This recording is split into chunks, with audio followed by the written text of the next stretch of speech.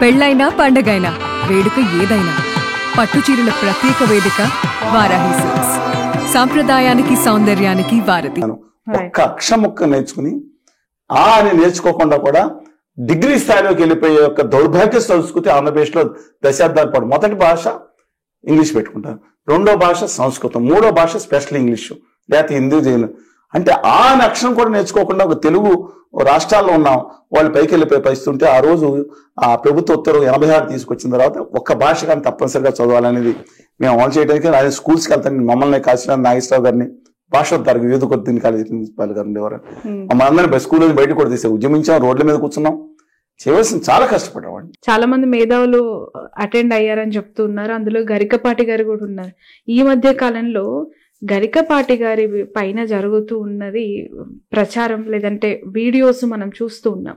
మీకు చాలా సన్నిహితులు కాదండి, మాకు తెలిసిన వ్యక్తి, మీకు తెలిసిన విషయం ఏంటి సార్? అంటే ముందుగానే పెళ్ళయిందా? నేను వ్యక్తిగత విషయాల మీద ఇంతవరకు ఎవరి మీద కూడా వ్యక్తిగత మీద వెళ్ళనండి.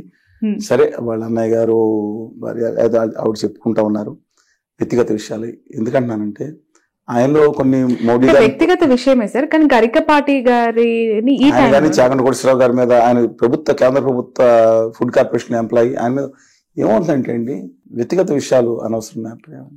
నేను ఇవాళ ఏ రాజకీయ నాయకుడి మీద కానీ ఎవరి మీద కానీ వ్యక్తిగతంగా వెళ్ళను. అంటే ఒక సిద్ధాంతాన్ని పెట్టుకుని కూర్చున్నాం. అందువల్ల నన్ను ఎవరైనా తిట్టినా సరే నేను తిరిగి అన్నాను. ఆయన చెప్పే దాంట్లో మోడీ గారు అవన్నీ నచ్చవండి నాకు.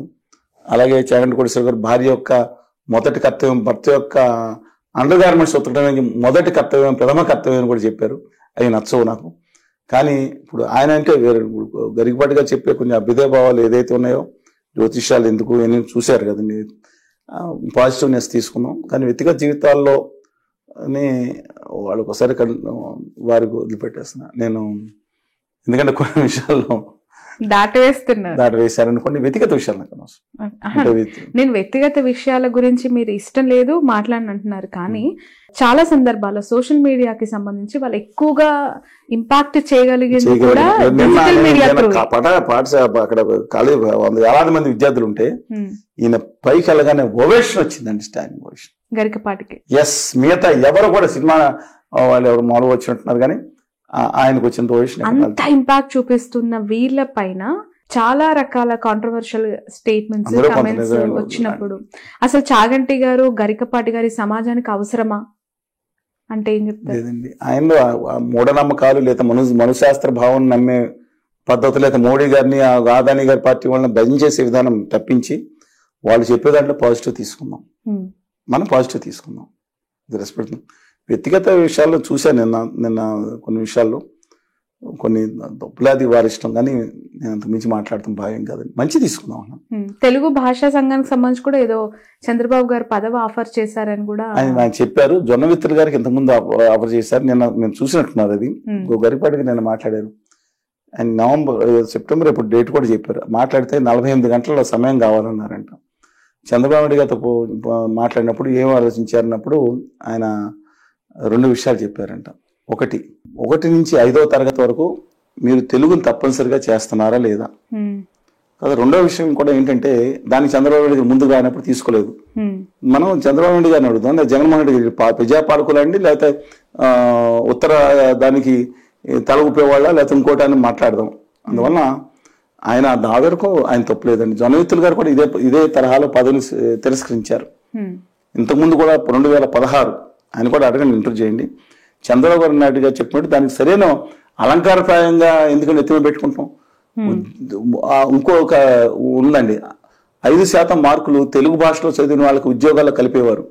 అది 1990-96 అనుకుంటా. అది రాష్ట్ర ఉన్నత న్యాయస్థానం కొట్టేస్తే దాని మీద ఒక్క మాట మాట్లాడలేదు.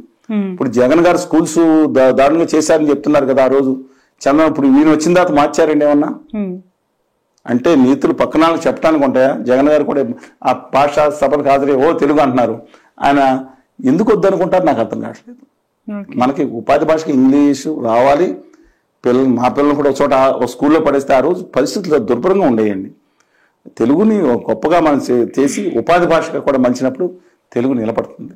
తెలుగు నేను చెప్పి 13.5 కోట్ల మంది తెలుగు భాషగా ఉన్నారు. డెఫినెట్గా నిలబడాలని అది మొత్త భాషగా ఉండదు. ఎందుకంటే 30-40% ఇవాళ కొత్త జనాభాలో 40% కూడా మాట్లాడలేని చదువుటం రాయలేని పరిస్థితి వస్తే మా భాష ముద్ర భాషకి వెళ్ళిపోయే అవకాశం. ఇప్పుడు ఇవాళ మొత్తం చూసుకుంటే అది కనపడతా ఉంది. 80% 90% ఇంగ్లీష్ మాధ్యమంలోకి వెళ్ళిపోతున్నారు. తెలుగు మాధ్యమంలో కనీసం రాని వాళ్ళు కూడా ఉండటం అలా పరిస్థితి రాకూడదని నా భావన.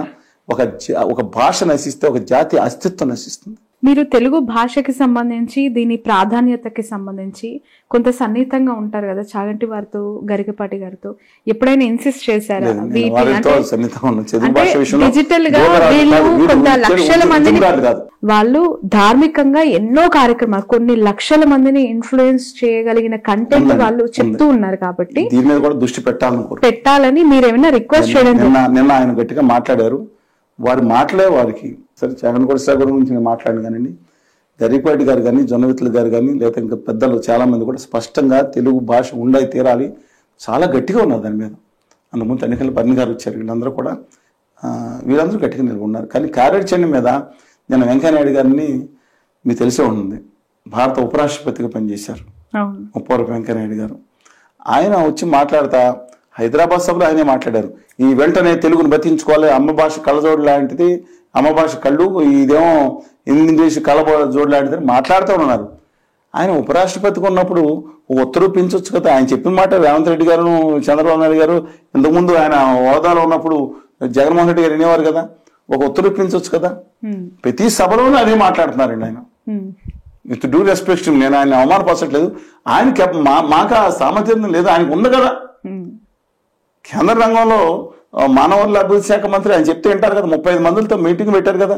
ప్రతి సభలో రావటం, ఆయన నిశ్శబ్దం అంటాం సంతోషం. ఆయన వచ్చారు, తెలుగు భాష కొంత ప్రయత్నం చేస్తాను. ఆయన దాంట్లో ఆయన చేతిలో ఉన్నారు కదా మనుషులు, ఒక ఉత్తరం ఇప్పించవచ్చు కదా. ఆయన కూడా మాలాగా మాట్లాడితే ఎట్లాగండి?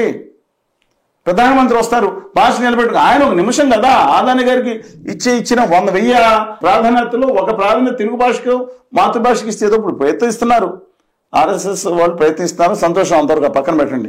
మాతృభాష దాన్ని మళ్ళీ హిందీ తీసుకొస్తున్నారు, వేరే సంగతి. మన మాతృభాష నుంచి ఆ ఒక ఉత్తరం ఇప్పిస్తే చాలు కదా. రోజు టీవీలోను మీటింగ్లో పెట్టి మళ్ళీ ఇది కళ్ళజోడు భాష ఇవన్నీ ఎందుకండి? ఆయన ఉత్తర్వు మాట్లాడమన్నా ఫోన్ చేసి మాట్లాడి రేవంత్ రెడ్డి గారు ఇది ఖచ్చితంగా అమలు చేయండి, చంద్రబాబు నాయుడు గారు ఇది అమలు చేయండి అని చెప్తే చేస్తారు కదా. Okay sir, coming to Telangana politics, AP తరహా పొలిటికల్ సినారియో తెలంగాణలో కనిపిస్తుంది. Kind of revenge political scenarios developments ఇక్కడ ఉన్నాయి అనేది అర్థం చేసుకోవచ్చా?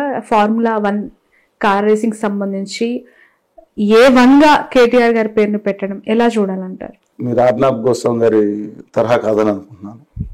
ఆర్నాబ్ గోస్వామి గారు లాంటి వాళ్ళు ఆయన ఒక్కడే కాదు, ఆయనే ఆరోపణలు చేస్తారు, ఆయనే నిజ నిర్ధారణ చేస్తారు, ఆయనే విచారణాధికారి కూడా ఆయనే, ఆ తర్వాత ఆయనే కోర్టులో ఫైల్ చేస్తారు, జడ్జి కూడా ఆయనే. ఎన్టీ రామారావు గారు కూడా దాని సోకన్ కదా, మధ్యరాట్ పనులు 5 వేస్తారు.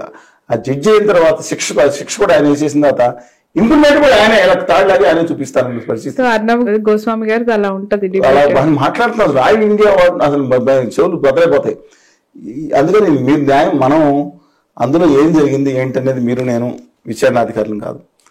దాంట్లో అవినీతి జరగలేదని కూడా చెప్పలేము, జరిగిందని కూడా మనం చెప్పలేము.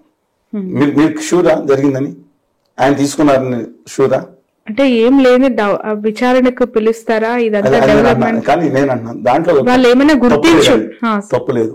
విచారణ పెరగటం, ఆయన సహకరించాల్సిన అవసరం ఉంటుంది, తప్పనిసరి. మంత్రి పదవులు ఉన్నారు, ఇప్పుడు మీరేం పదవులు లేరు, రాజకీయ పదవులు ఎవరు లేవు. కానీ ఆ ఫార్ములా రేస్ కి సంబంధించి 700 కోట్ల మేర లాభం అంటే ఏం చెప్పారు? 50 కోట్లు పెడతాం, 700. అరవింద్ కుమార్ గారిని కూడా పిలుస్తా ఉన్నారు. ఇప్పుడు రహేజా మైండ్ స్పేస్ ఇవ్వటం 80% ఇచ్చారు, 15%. దానివల్ల డెఫినెట్గా రాష్ట్రానికి ఉందండి, ఏపీఐడిసికి ఉన్నట్టుంది, ఎల్ఎన్టీకి ఇచ్చారు. దానివల్ల రాష్ట్రానికి కొంత ఉపయోగం జరిగింది ఆ రోజు. ఎందుకంటే